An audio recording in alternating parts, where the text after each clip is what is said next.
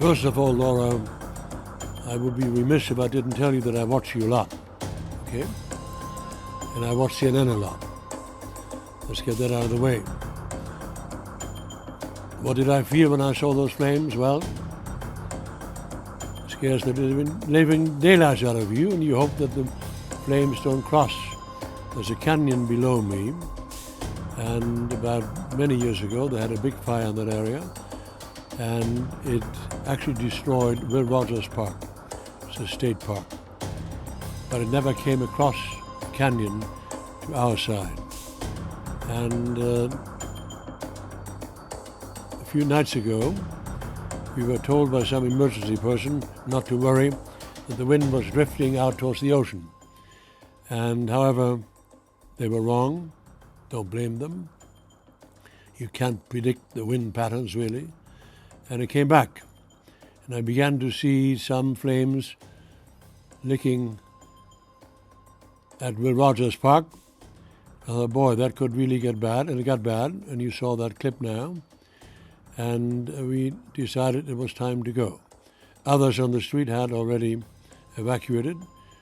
And I thought perhaps one could wait it out, but you can't. So you grab in that last minute anything you can, passports, etc., but never enough. And so then you wait anxiously to actually see the result of the fire. Has it destroyed your home? Has it not? And the neighbors on my street, the Bernsteins and the Newmans and the Grays and all those people, and Dale Lawrence, we communicated with each other. It's a small cul-de-sac.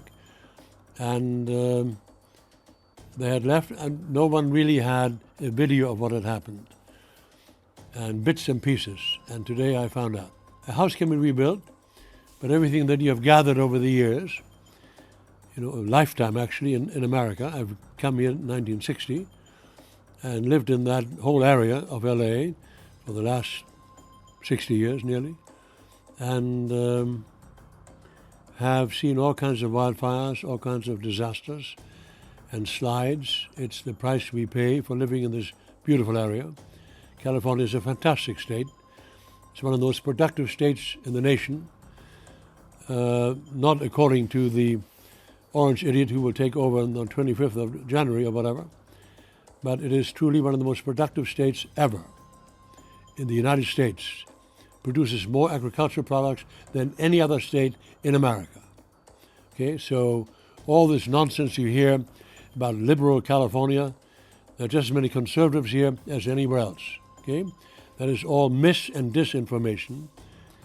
I was born in 1941, at the beginning of the Second World War, more or less, the beginning of the bombing, and I was born in Kiel in the Baltic Sea, and was a huge area for building warships, etc. So it was a target by the Allies, by the Brits in my case, and they bombed the smithereens out of my town, 500,000 bombs over Kiel alone, and the town was 96% destroyed. So for the first 4 years of my life, I experienced sirens and then bombs, anti-aircraft. So we were taken down to the basement of the house every night, every day. And so I'm kind of used to it. Brings back some memories. Obviously not pleasant ones. But this is nature. This is not man-made. The Second World War was caused by an Austrian private who had delusions of grandeur. And this is nature talking to us. Rick Miller was checking in on a friend's house in Altadena, California, when he noticed an injured stray dog across the street. He decided to see if he could help. It's about caring for each other. Like, everyone needs help right now.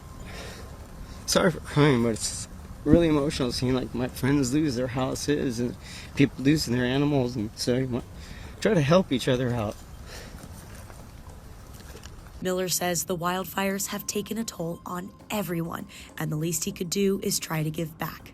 Yeah, just seeing like all your friends, family, like losing their houses, and just trying to help them out. Like our house was, fortunately my house was saved, but our friend is right across the street. Their house is gone. But that's what you just want to help your friends out, help your families out, help the animals out. Miller said he ultimately decided to bring the dog to the Pasadena Humane Society in hopes of giving the animal a better future. The Pasadena Humane Society confirmed they received the stray dog and was treated for burns and exposure to smoke.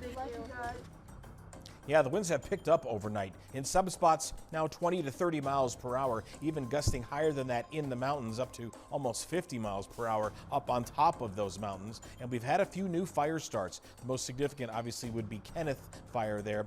Very dry air in the middle of a drought in the region. It rained a lot in the spring, then the rain just stopped, and now all of that vegetation that grew in the summer is now dried out and ready to burn. So watching that Kenneth Fire there to the northwest there of Calabasas, with the wind speeds now about 20 to 30 miles per hour there. Still tonight, critical conditions here, critically low relative humidity. The wind is still blowing. Tomorrow it dies off quite a bit. I mean, an awful lot. And then by tomorrow night, possibly some more winds somewhere around San Diego, especially in the mountains to the east of San Diego.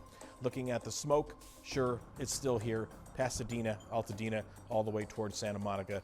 All the usual suspects here with all of this smoke still in the air, as these fires are nowhere near 100% containment. They're still trying to get fire to fire to fire on house-to-house battles.